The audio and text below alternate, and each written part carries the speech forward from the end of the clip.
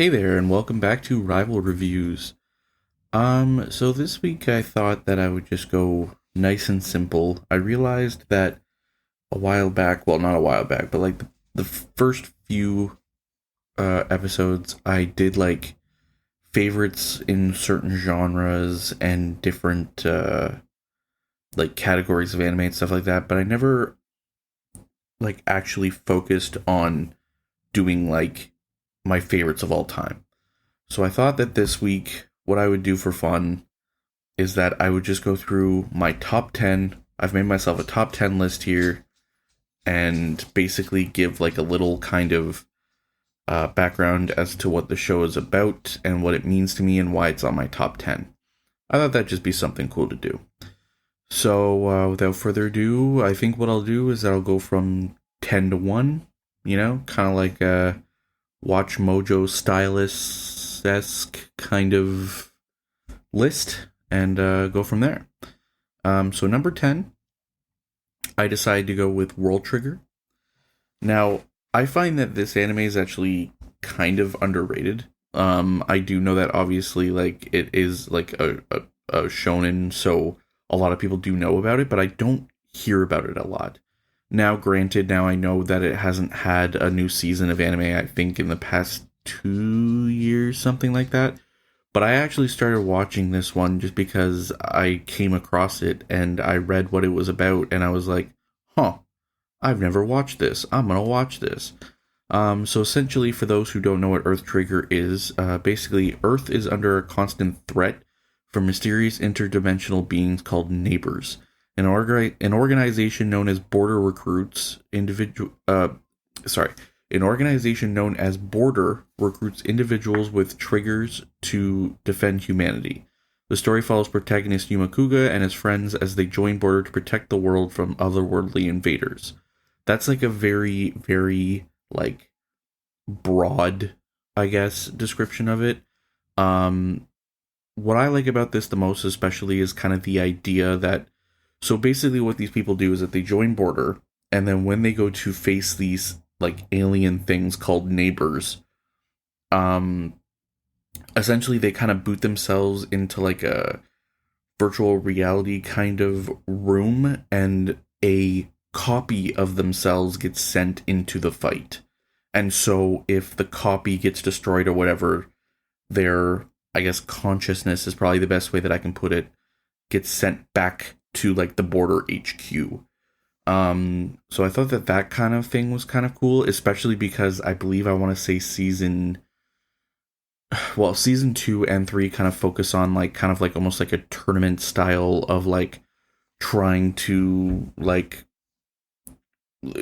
so they can battle each other to rank up in Border, and then they get more missions or they get more importance in the HQ and the whole hierarchy of things, the better that their rank is.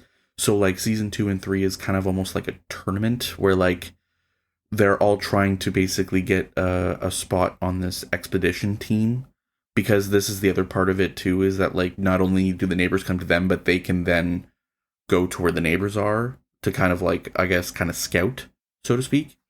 So obviously you have to be strong. Um and so it's interesting that like I said, it's I don't want to give too much away, but it's fun in a way, especially if you're a fan. Like, I don't know about you, but a lot of the times if I'm watching an anime and stuff like that, I love tournament arcs. They're like one of my favorite aspects of any kind of shonen anime. Um, and I find it like this one, especially because like the season 2 and 3, it's very well done, and I think it's, and I like I said, I don't think it gets the credit that it deserves. So if you're kind of into what I'm selling, I would give it a shot. I believe it does have a dub and a sub. So I believe that anybody who watches dubbed can also watch it. So number 9 goes to Inuyasha. This is kind of an oldie. I say oldie. I would say oldie to the new generation for sure. Um, and especially those that might not know that there is like a spin-off actually, like we've gotten to the point where there's like a Boruto version of Inuyasha as well, which is interesting to me. But for those who don't know what Inuyasha is all about, Kagome Higurashi is transported to the Sengoku period where she meets the half-demon Inuyasha. Together they embark on a quest to collect shards of the Shikon jewel while facing demons, making allies, and exploring themes of love and destiny. Again, very blanket statement. This kind of made it onto my top 10 list, more so out of, I guess, nostalgia more than anything else. Like, I can remember way back in the day, you know, my sister and I would, like, camp out in the living room because, you know, the times that they were, you had to have access to the coaxial cable to plug into the cable to watch it on I guess it would be on Bionics at that point on YTV at like 9 p.m. So we would camp out in the living room because that's where the coaxial cable was to then be able to plug it into the TV so we could watch our anime on Friday nights. It brings back in a very nostalgic feel, and it reminds me of good times, and it was also one of the first animes that I feel that like I actually like completed the story from beginning to end and grew up with the show, and all the movies and spin-offs and everything else. So that's why I give it so much importance, and I had to put it on this list. So yeah, like I said, this I did watch dubbed the entire way. So there is a dub, there is a sub, whichever way you want to watch it, and I believe it's pretty easy to find. I know at least the first major half is on like things like Netflix and stuff like that, so it shouldn't really be that hard to find. And yeah, if you're into kind of like the older kind of stuff, like this came out in the same kind of timeline as well. At least when I was watching it, like, you know, it was back when Dragon Ball Z and all that was also playing on YTV. But yeah, I would give it a shot. So number 8, I gave to Soul Eater. Again, if you haven't watched it, this one's a fun one. And I would say this is actually one of the first ones, further from, like, obviously the original times, where it was very easy to find because I believe I watched the whole thing on Netflix. So pretty easy to find, especially if you are, you know, not so much into watching subs, but you want a really good story to watch dubbed. So basically, this one in a nutshell: students at the Demon Weapon Meister Academy train to create powerful weapons and meisters capable of defeating evil souls.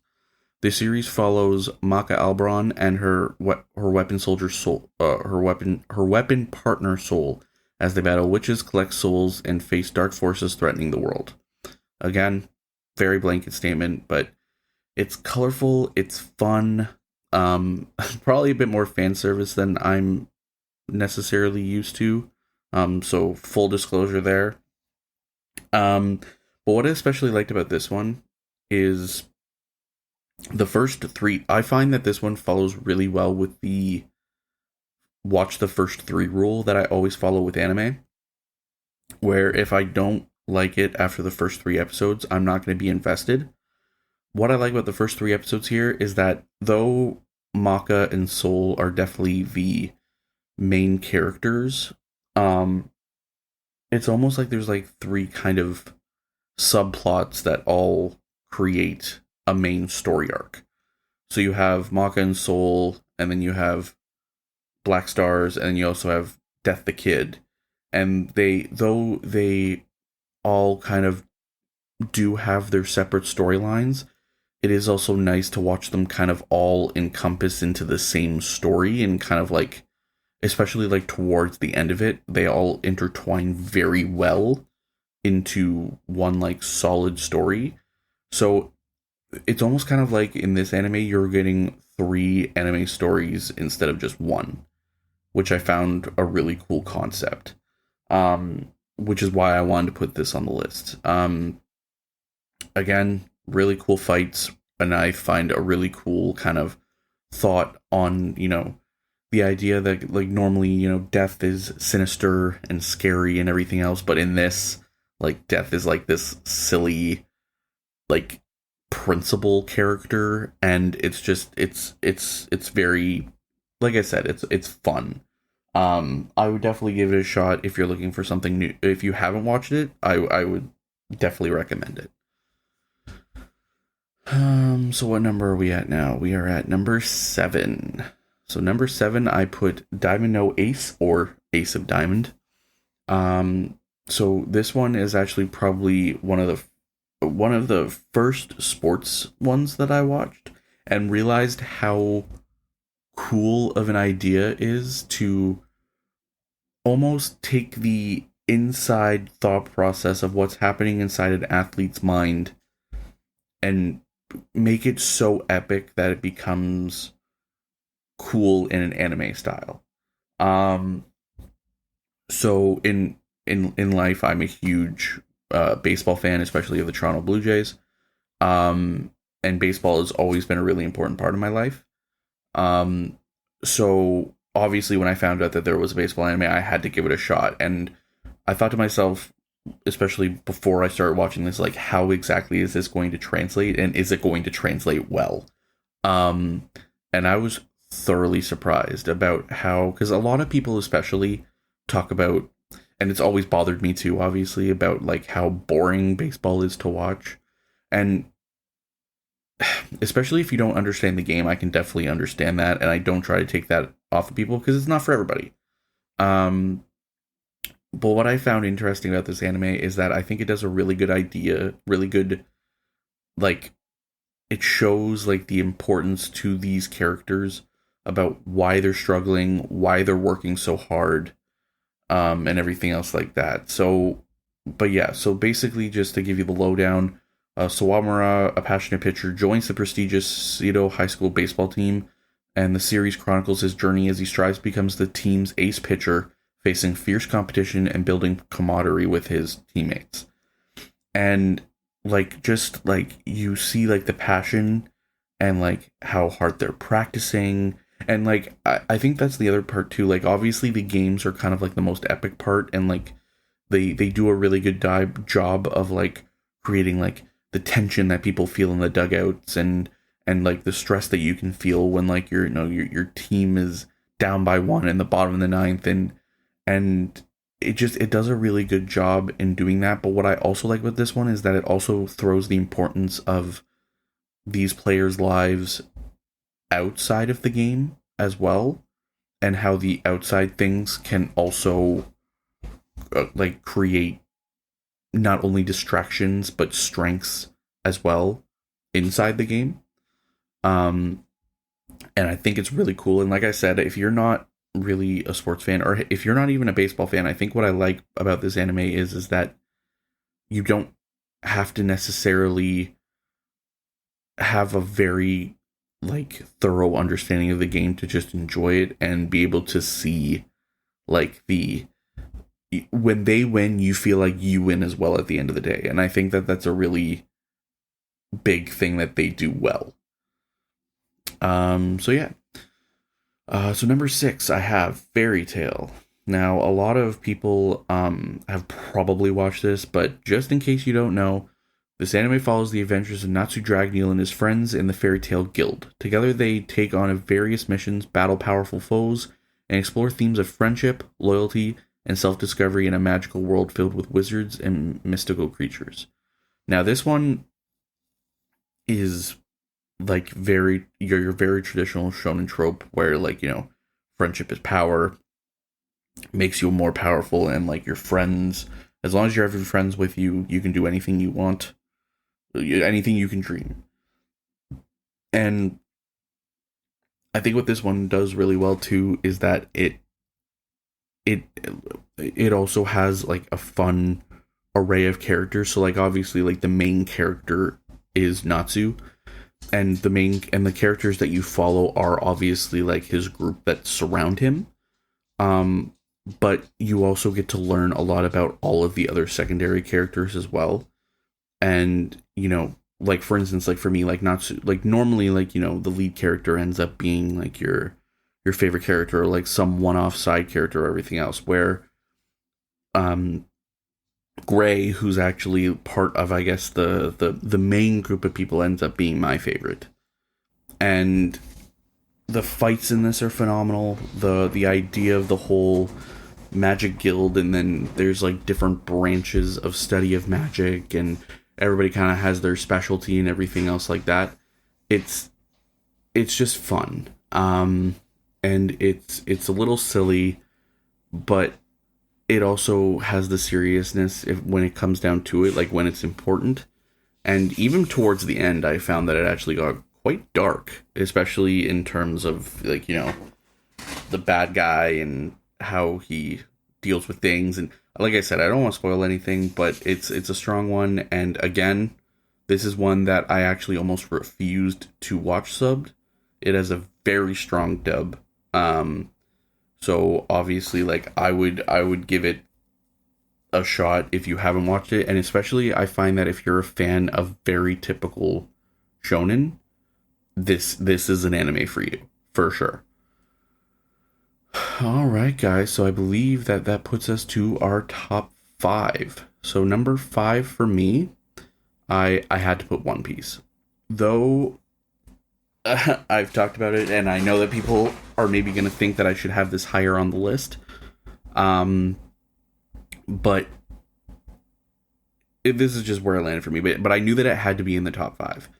So I know I've already talked kind of everybody's ear off already in previous episodes about this, but just in case you don't know what One Piece is, it follows our main character, Monkey D. Luffy, and his diverse crew set sail in a search of the ultimate treasure, the One Piece.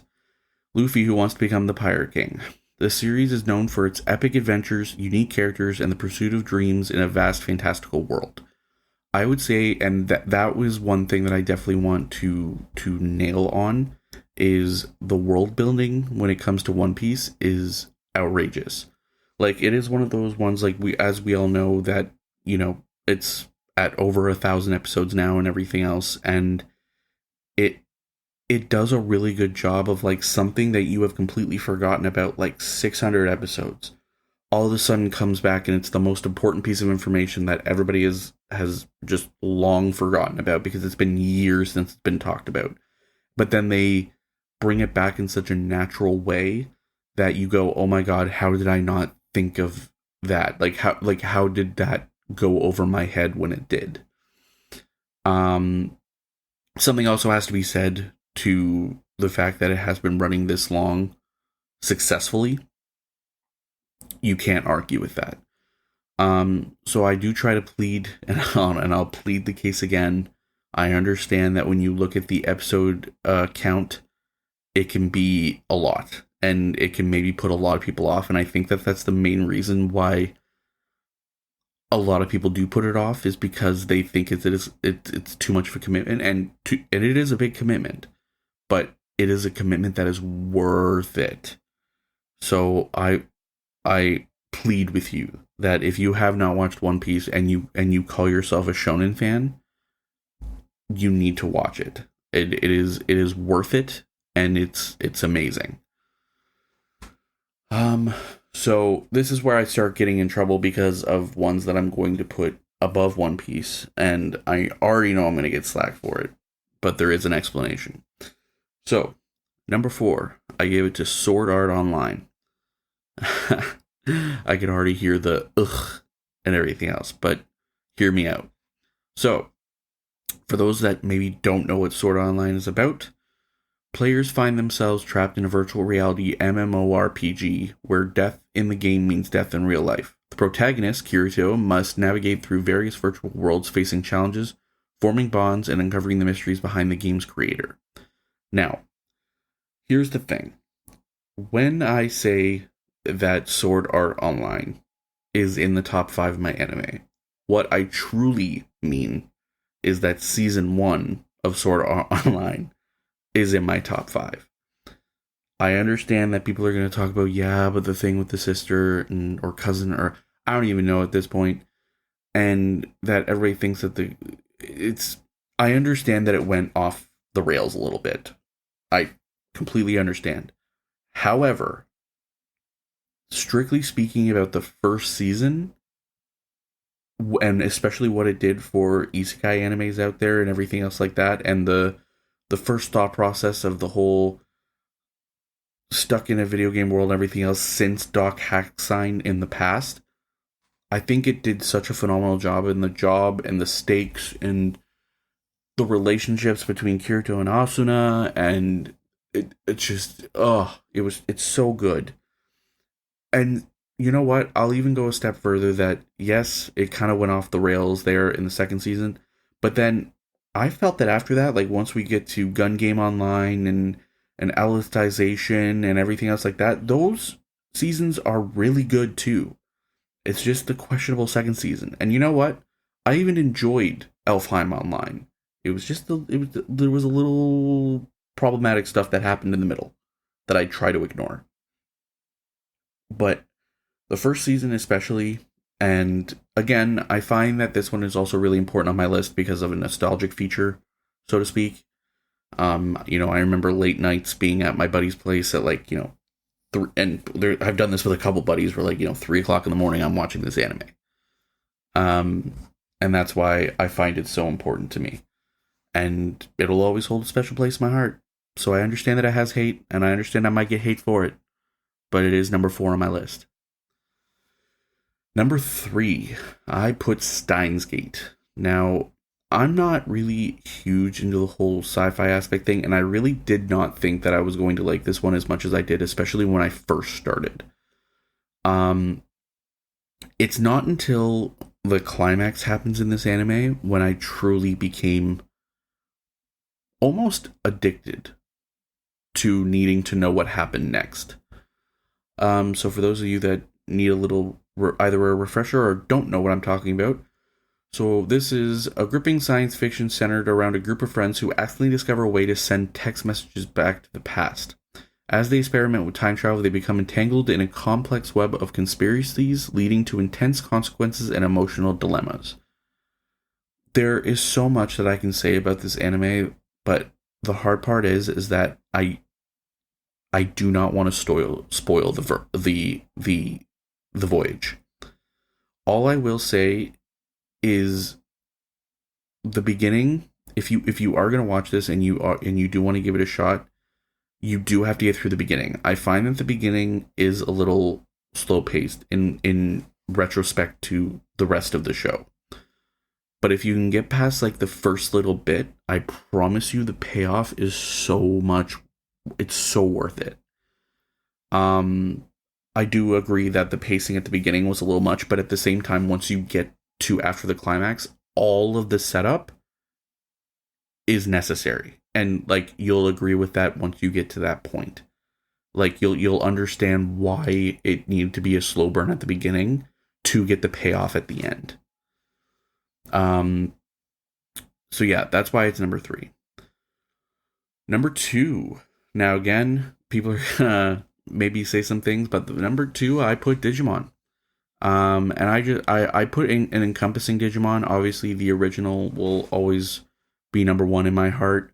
But the reason why I had to put this so high up on my list is because not only was it a huge part of my childhood, I think it's part of a huge part of the person who I am today. Now, for those who don't know, just to kind of give a quick, I guess, a group of kids along with their digital monster companions are transported to the digital world. Together they must overcome various challenges, fight evil forces, and save both worlds. An adventure series with the themes of friendship, teamwork, and courage. And I think that that's the big thing that I always took away from this show. You can just take it from the crests and everything else of all of the different traits that I think make a good person. You got courage, friendship, love, knowledge, sincerity, reliability, hope, and love.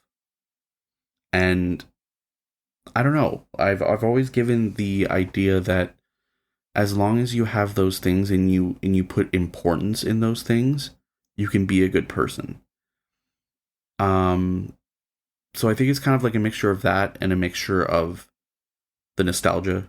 And the fact that honestly, I go back every couple years and rewatch it, and I still enjoy it.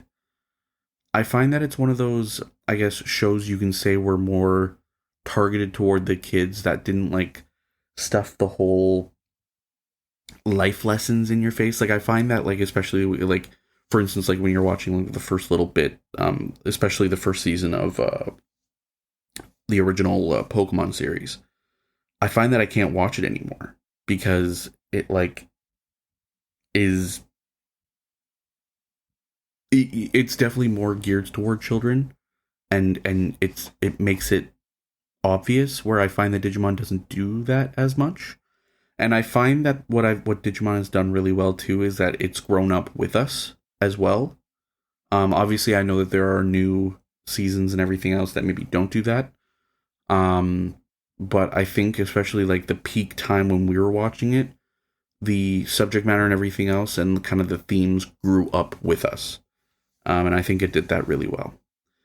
Now, before I get to number one, because I had such a hard time creating this list, I wanted to give out 3 honorable mentions. These weren't necessarily honorable mentions for number one, but just honorable mentions that I felt I could have put in this list, but I didn't. So number 3, I want to give it to Romeo x Juliet.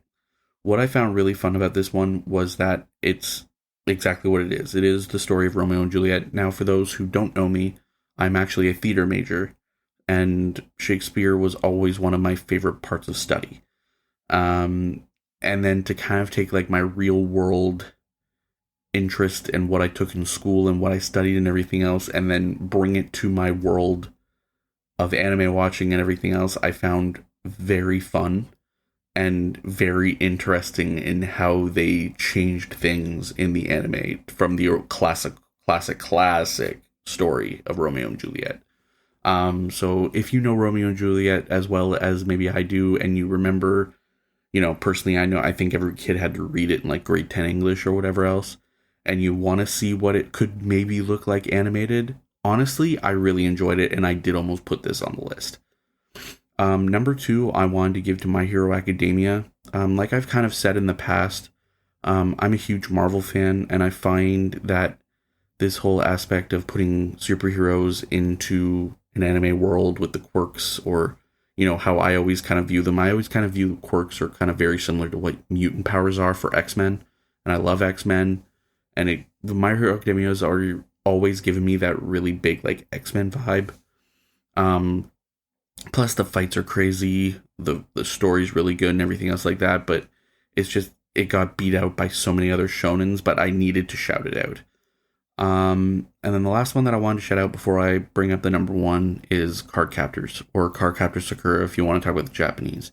The reason I didn't put this on the list is due to the fact that I actually was more of a fan of the bastardized American version, and I know people are going to give me heck for that, but